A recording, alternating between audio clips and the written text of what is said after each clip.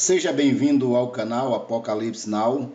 Eu quero começar este vídeo falando do tabernáculo. O tabernáculo foi construído por Moisés no deserto para que os filhos de Israel adorassem ao Deus Jeová, que eles tinham como a deidade única e verdadeira. Quando o povo de Israel entrou na terra chamada Terra Prometida, terra que manaria leite e mel, foi construído com o passar do tempo o templo dos judeus, construído pelo rei Salomão. Foi um templo pomposo, um templo onde os israelitas expressavam o seu amor e gostavam de estar adorando a Jeová, a Javé, neste templo. No livro do profeta Jeremias, no capítulo 7, verso 4, o profeta é usado para falar a seguinte expressão: não confie nestas palavras mentirosas, nós estamos seguros, este é o templo do Senhor. O povo estava tão envolvido com o templo, Jeremias refuta este problema. Isaías vai confirmar esta palavra e está escrito da seguinte forma: o Senhor diz, o céu é o meu trono e a terra é o estrado onde descansam os meus pés. Que tipo de casa vocês poderiam construir para mim? Como conseguiriam construir um lugar onde eu pudesse morar? Então Isaías está refutando essa questão da construção do templo para que o Eterno habitasse neste templo. Observando as Escrituras, nós iremos ver que Deus não habita em templos feitos por mãos de homens. Veja o que abordou Estevão quando discursava diante do Sinédrio judaico. Ele diz da seguinte forma: todavia, o Altíssimo não habita em casas feitas por homens. Como diz o profeta, o céu é o meu trono, a terra o estrado dos meus pés. Que espécie de casa vocês me edificarão?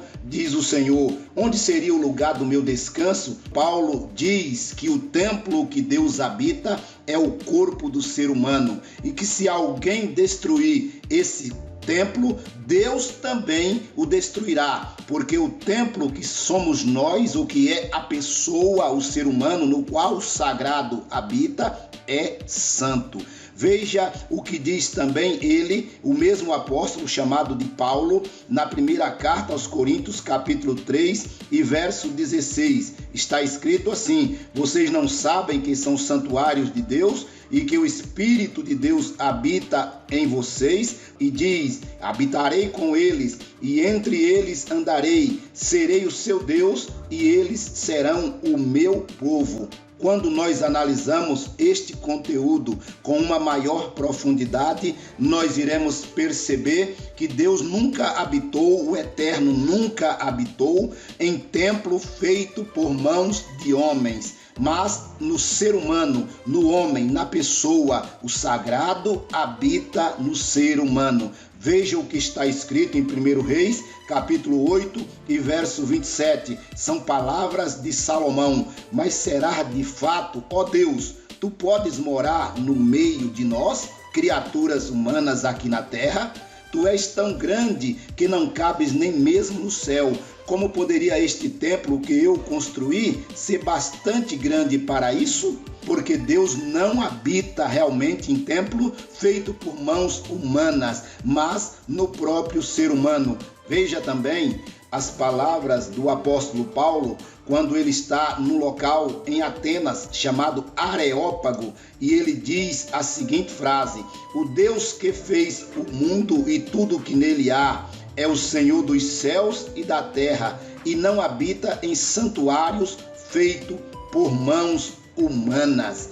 Mas o que significa isso? Significa que não pode existir um local onde o povo possa se reunir para adoração? Não. O importante é nós entendermos que pode existir sim um local onde as pessoas podem se reunir para adorar o sagrado, para prestar um culto, mas não podem fazer deste local um local onde Deus habita, porque o local onde Deus habita, na verdade, como estamos vendo, é justamente a mente humana, o coração humano. Deus quer habitar dentro de você, dentro da pessoa. Jesus disse assim: e viremos e faremos nele morada.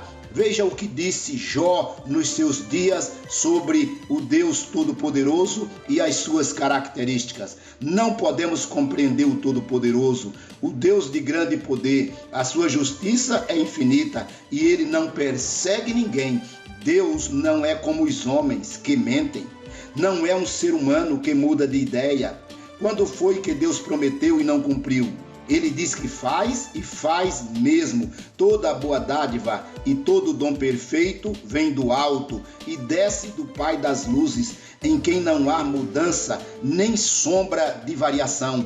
Que características são essas que nós observamos dentro desses textos bíblicos que estamos analisando? São as características da imutabilidade do Eterno. Essas características não podem, em hipótese alguma, ser aplicada ao Senhor Jeová, ser aplicada ao Senhor Javé. Por que não pode ser aplicada? Porque quando analisamos todo o Antigo Testamento, nós iremos perceber que o Senhor Javé, que o Senhor Jeová é alguém que está mudando constantemente de opinião. Já o Deus de amor, o Pai de bondade, o Pai de Cristo Jesus, ele não muda de opinião, ele é imutável. O Pai de nosso Senhor e Salvador Jesus Cristo, ele já foi confundido muito dentro das Escrituras com o verdadeiro Deus, se misturando com a expressão Yahvé, com a expressão Javé, com a expressão Jeová. Mas nunca se chegou a uma conclusão quem realmente seria esta deidade eterna. Vamos analisar a deidade eterna na visão de Baruque de Spinoza. Veja o que disse Baruque de Spinoza sobre a deidade eterna.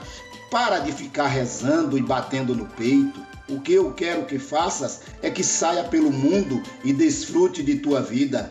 Eu quero que gozes, cantes, te divirtas e que desfrute de tudo o que eu fiz para ti. Para de ir a esses tempos lugubres, escuros e frios que tu mesmo construíste e que acreditas ser a minha casa. Minha casa está nas montanhas, nos bosques, nos rios, nos lagos, nas praias. Aí é onde eu vivo e aí expresso o meu amor por ti. Para de me culpar da tua vida miserável. Eu nunca te disse que há algo mal em ti, ou que eras um pecador, ou que tua sexualidade fosse algo mal. O sexo é um presente que eu te dei e com o qual podes expressar teu amor, teu êxtase, tua alegria. Assim, não me culpes por tudo que te fizeram crer. Para de ficar lendo supostas escrituras sagradas que nada tem a ver comigo. Se não podes me ler no amanhecer, numa paisagem, no olhar dos teus amigos, nos olhos do teu filhinho, não me encontrarás em nenhum livro. Confia em mim e deixa de me pedir. Tu vais me dizer como fazer o meu trabalho? Para de ter tanto medo de mim. Eu nunca te julgo, nem te critico, nem te irrito, nem te incomodo, nem te castigo. Eu sou puro amor. Para de me pedir perdão. Não há nada a perdoar. Se eu te fiz, eu te enchi de paixões, de limitações, de prazeres, de sentimentos, de necessidades, de incoerências, de livre-arbítrio. Como posso te culpar se respondes a algo que eu pus em ti? Como posso te castigar por ser do jeito que és, se eu sou quem te fez? Crês que eu poderia criar um lugar para queimar todos os meus filhos que não se comportem bem pelo resto da eternidade? Que tipo de Deus pode fazer isso? Esquece qualquer tipo de mandamento, qualquer tipo de lei. Essas são artimanhas para te manipular, para te controlar, que só geram culpa em ti. Respeita teu próximo e não faças o que não queiras para ti. A única coisa que te peço é que preste atenção à tua vida, que teu estado de alerta seja teu guia. Esta vida não é uma prova, nem um degrau, nem um passo no caminho, nem um ensaio, nem um prelúdio para o paraíso. Esta vida é a única que há aqui e agora. É a única que precisas. Eu te fiz absolutamente livre. Não há prêmios nem castigos, não há pecados nem virtudes. Ninguém leva um placar, ninguém leva um registro. Tu és absolutamente livre para fazer da tua vida um céu ou um inferno. Não te poderia dizer se há algo depois desta vida, mas posso te dar um conselho. Viva como se não houvesse, como se esta fosse a tua única oportunidade de aproveitar, de amar, de existir. Assim, se não há nada, terás aproveitado da oportunidade que te dei. E se houver, tem certeza que eu não vou te perguntar se fostes comportado ou não. Eu vou te perguntar se tu gostaste, se te divertistes, do que mais gostastes, do que aprendestes. Para de crer em mim, creia supor, adivinhar, imaginar. Eu não quero que acredites em mim, eu quero que me sintas em ti. Quero que me sintas em ti quando beijas tua amada, quando agasalhas tua filhinha, quando acaricia teu cachorro, quando tomas banho no mar. Para de louvar-me. Que tipo de Deus ególatra tu acreditas que eu seja? Me aborrece que me louvem, me cansa que me agradeçam. Tu te sentes grato? Demonstra-o cuidando de ti, de tua saúde, de tuas relações do mundo. Te sentes olhado, surpreendido? Expressa a tua alegria. Esse é o jeito de me louvar. Para de complicar as coisas e de repetir como papagaio o que te ensinaram sobre mim. A única certeza é que tu estás aqui, que estás vivo e que este mundo está cheio de maravilhas. Para que precisas de mais milagres? Para que tantas explicações? Não me procures fora, não me acharás. Procure dentro de ti, aí é que estou. Esta foi a fala de Baruque de Espinosa, falando do eterno Deus, o Pai de nosso Senhor e Salvador Jesus Cristo.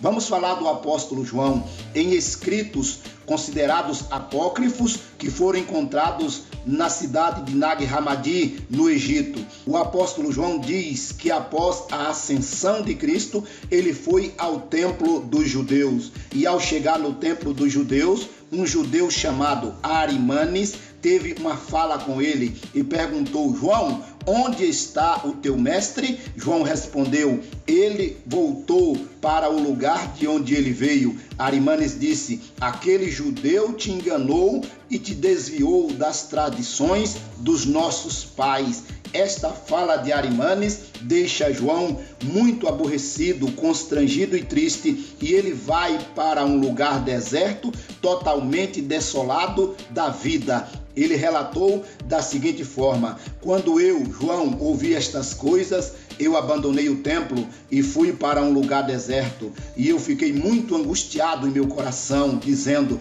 como então o Salvador foi escolhido? Porque ele foi enviado ao mundo pelo pai dele. Quem é o pai dele que o enviou? De que tipo é aquele Aeon para o qual nós deveremos ir? Pois o que ele quis dizer quando ele nos falou: este Aeon para o qual vocês irão é do tipo de Aeon imperecível, mas ele não nos ensinou sobre este último. Enquanto eu estava contemplando estas coisas, imediatamente, veja, os céus se abriram e a criação que está debaixo de todos os céus brilhou. O mundo inteiro estremeceu. João diz: eu tive medo. No entanto, veja, na luz eu vi uma criança que ficou diante de mim. Enquanto eu observava, ele se tornou um homem velho e ele mudou sua aparência novamente, se tornando um jovem. Não eram vários diante de mim, mas sim uma aparência com múltiplas formas na luz, e uma aparência surgia através da outra. A aparência tinha 3 formas. Ele me disse: João, João, por que você duvida ou por que você está assustado? Esta imagem não é estranha para você, é? Portanto, não seja medroso. Eu sou aquele que está com você sempre. Eu sou o pai, eu sou a mãe, eu sou o filho, eu sou o inviolado e impoluto. Agora eu vim para te ensinar sobre o que é, o que foi e o que será, para que você conheça tanto as coisas que estão invisíveis quanto aquelas que estão visíveis. e te ensinar a respeito da raça inabalável do homem perfeito. Agora, em vista disso, levante seu rosto para que você possa receber as coisas que eu irei te ensinar hoje e possa contar para aqueles espíritos que são seus companheiros da raça inabalável do homem perfeito. E eu perguntei por curiosidade, disse João, e ele me disse: a união é uma monarquia com nada acima dela. É o Deus, o Pai do todo, o sagrado, o invisível que existe acima do todo, aquele que é o Pai da imperecibilidade, existindo como luz pura, dentro da qual nenhum olho consegue olhar. Ele é o Espírito invisível. Não é correto pensar dele como um Deus ou algo similar, porque ele supera a divindade. É um domínio que não tem nada acima dele para governá-lo, porque não há nada existindo antes dele, nem ele necessita deles. Ele não necessita de vida, pois ele é eterno. Ele não precisa de nada. Ele não pode ser aperfeiçoado como se ele fosse deficiente e necessitasse de aprimoramento. Pelo contrário, ele é sempre completamente perfeito. Ele é luz, ele não pode ser limitado, já que não há nada anterior a ele para o limitar. Ele é insondável, já que não existe ninguém anterior a ele para o examinar. Ele é imensurável, porque não há alguém anterior a ele que possa medi-lo. Ele é invisível, já que ninguém foi capaz de visioná-lo. Ele é uma eternidade, existindo eternamente. Ele é inefável, já que ninguém foi capaz de compreendê-lo para falar sobre ele. Ele é inominável, já que não há ninguém anterior a ele para dar-lhe o nome. Ele é luz imensurável, o puro, o que é sagrado e impoluto. Ele é inefável, sendo incorruptivelmente perfeito. Ele não é uma quantidade, ele não é uma criatura, nem é possível que alguém o compreenda. O tempo não existe em relação a ele, pois qualquer um que participe em um aeon foi criado. O tempo não foi determinado a ele, já que ele não recebe nada de outro que estabelece limites. E ele não necessita de nada. Nada do todo existe antes dele. Ele é suficiente por si próprio em sua luz perfeita. Como eu devo falar dele com você? Ele é um aeon indestrutível, em repouso, existindo em silêncio, em tranquilidade e sendo anterior a tudo, pois ele é o topo de todos os aeons. E é ele quem os dá força e bondade. Este é o Deus eterno, o Deus de puro amor. A sua principal característica é o amor. Ele te ama do jeito que você é, da forma que você vive, do jeito que você entende viver. Ele te ama, caro telespectador, e ele expressa o seu amor pela sua vida, concedendo-lhe o seu Filho, nosso Senhor e Salvador Jesus Cristo, a expressa imagem do Pai eterno, que habitou entre nós e vimos a sua glória, como a glória do unigênito do Pai, cheio de graça e de verdade. Que esta palavra edifique a tua vida, aprofunde-se nessa questão, que o Eterno, o Criador de todas as coisas, irá te abençoar. Que Deus abençoe a tua vida, que o Pai de Cristo Jesus abençoe a tua família, em nome do Senhor Jesus.